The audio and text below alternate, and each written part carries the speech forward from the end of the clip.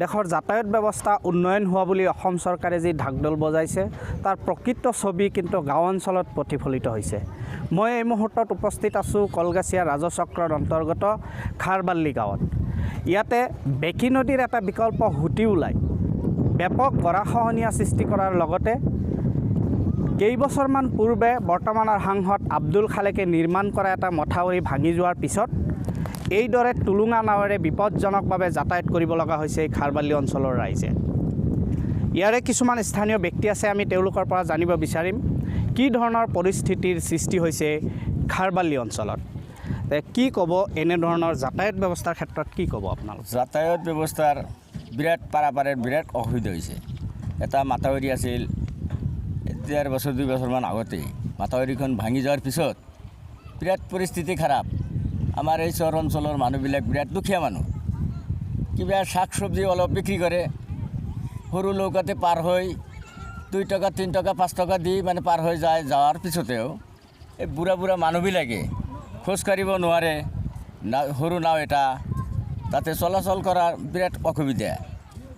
সেইদিনা এখন 2খন চাইকেল ডুবি গ'ল পানীৰ মাজত, কি মানে চিকৰি কান্দা খাটি এই চাইকেলৰ কাৰণে। আৰু বুঢ়া মানুহবিলাকে লৌকাটো উঠোৱাই নোৱাৰে, এনেকুৱা অৱস্থা হৈছে। যদি বৰ্তমান আমাৰ এই চৰকাৰে বা মাথাউৰি বা এটা দলঙৰ ব্যৱস্থা কৰি দিয়ে বিৰাট আমি সুখী হ'ম। খাৰবাল্লি অঞ্চলৰ এই বেকী নদীৰ সুঁতিত মথাউৰি ভাঙি যোৱাৰ পিছত যাতায়াতৰ ক্ষেত্ৰত জমৰ যাতনা ভুগিব লগা হৈছে এই অঞ্চলৰ ৰাইজে। কেৱল খাৰবাল্লিয়ে নহয়, চুটিৰ পাথাৰ, ডাউকমাৰী আৰু খাৰবাল্লিকে ধৰি হাজাৰ হাজাৰ মানুহে এইদৰে এই বেকী নদীৰ সুঁতিটোত টুলুঙা নাৱেৰে পাৰাপাৰ হ'বলগীয়া হৈছে।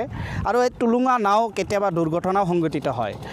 ইয়াতে আপোনালোকৰ যিটো টুলুঙা নাৱেদি পাৰাপাৰ ব্যৱস্থা, এই ব্যৱস্থাত আপোনালোকৰ ভয় লাগেনে নাই? ভয় মানে এনেকুৱা ভয় লাগে, সেইটো ভাষাত ক'ব নোৱাৰি। আজি 15-20 দিনমান আগত এটা নাও ডুবিয়ে গ'ল।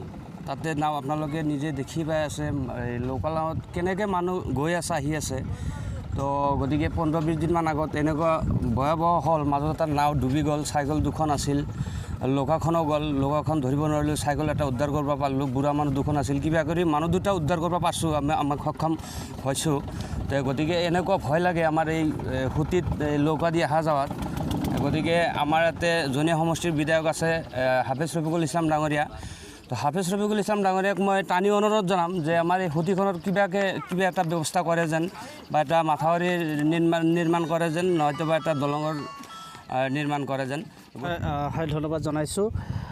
মুঠতে খাৰবাল্লি, ডাউকমাৰী আৰু চুটিৰ পাথাৰ গাঁৱৰ হাজাৰ হাজাৰ গাঁৱলীয়া ৰাইজৰ এটাই পথ, এইটো খাৰবাল্লি ৰাস্তা। টুলুঙা নাৱেৰে তেওঁলোকে বিপদজনকভাৱে যাতায়াত কৰিবলগীয়া হৈছে আৰু খুবেই বিপদজনক। এই টুলুঙা নাৱেদি আপোনালোকৰ যাতায়াত কৰোঁতে কি ধৰণৰ অসুবিধা হয়? বহুতেই অসুবিধা হৈছে।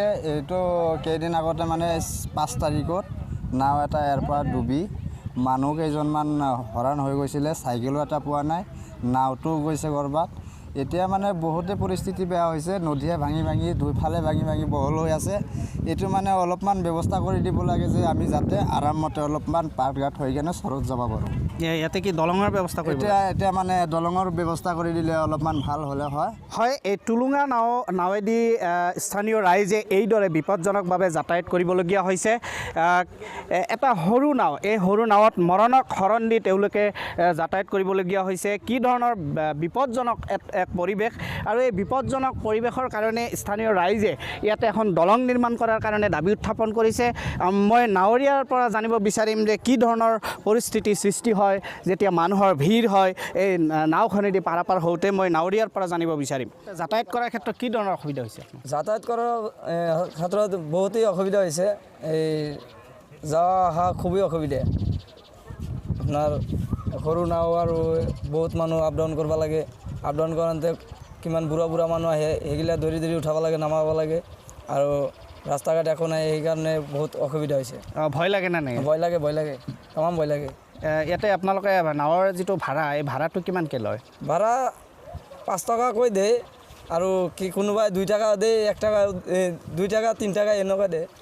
চৰকাৰৰ ওচৰত দলং দাবী জনাই আছোঁ, আৰু যদি চৰকাৰে পাৰে তেনেহ'লে নদীটো বন্ধ কৰি দিলে মোৰ ভাল হয়।